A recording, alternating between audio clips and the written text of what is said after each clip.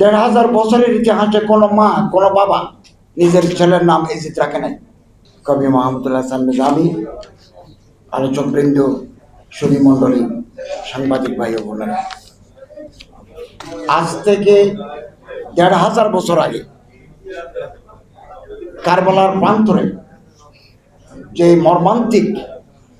মর্মন্তুদ ঘটনা ঘটল, শাহাদতে কারবালা, এটা ১৫০০ বছর ধরে মুসলমানদের অন্তরে রক্ত ঝরায়, আমাদের চক্ষু অশ্রু সজল হয়, আমরা বেদনাপ্লুত হই।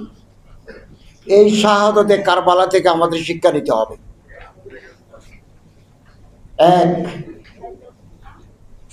এই সংঘাতে, এই শাহাদতে কারবালায় মুনাফিকদের ভূমিকা ছিল, প্রচ্ছন্নভাবে ছিল মুনাফিকদের ভূমিকা।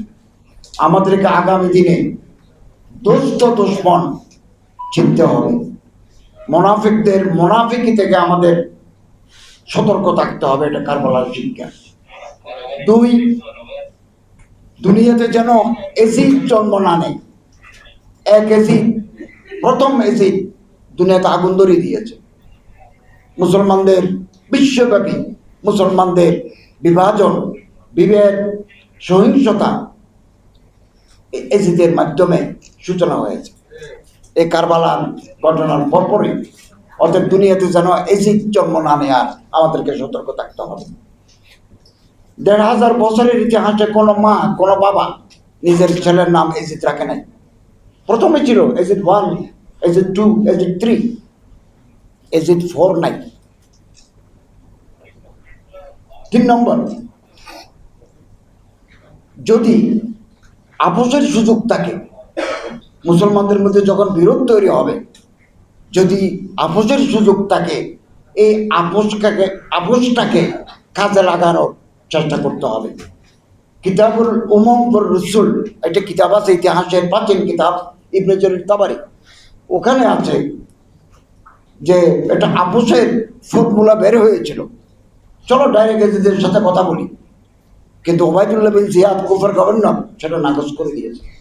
অতএব মুসলমানদের এই পথ পরিক্রমায় কোথাও যদি মুসলমানদের কোনো সংঘাত, বিরোধ, বিভাজন দেখা দেয়, আপোষের কোনো সূত্র যদি থাকে, সেটাকে কাজে লাগানোর চেষ্টা করতে হবে। 4, হযরত আমির মুআবিয়া রাদিয়াল্লাহু তাআলা আনহু তার ছেলে ইয়াজিদকে ওসিয়ত করে গেছিলেন। তাবারির কিতাবে আছে যে যে কোনো মূল্যে তুমি সংঘাত পরিহার করে চলবে, প্রয়োজনে নিজের সিংহাসন ছেড়ে দিয়ে হলেও হযরত হোসেনের সাথে আপোষ করার চেষ্টা করবে। খবরদার আহলে বাইতের সাথে সংঘাতে যেও না। এই যে সেটা মেনে চললে মুসলমানদের মধ্যে এত বড় হত্যাযজ্ঞ হতো না। সুযোগ ছিল, সুযোগ হাতছাড়া হয়েছে। এবং ঐক্য, মুসলমানদের ঐক্য, in spite of our petty differences, we must be united under the banner of কালেমায়ে তাইয়্যিবা। আমাদের মধ্যে ছোটখাটো বিসম্বাদ থাকতে পারে, কিন্তু উম্মার বৃহত্তর সাথে আমরা এক এবং অভিন্ন থাকবো।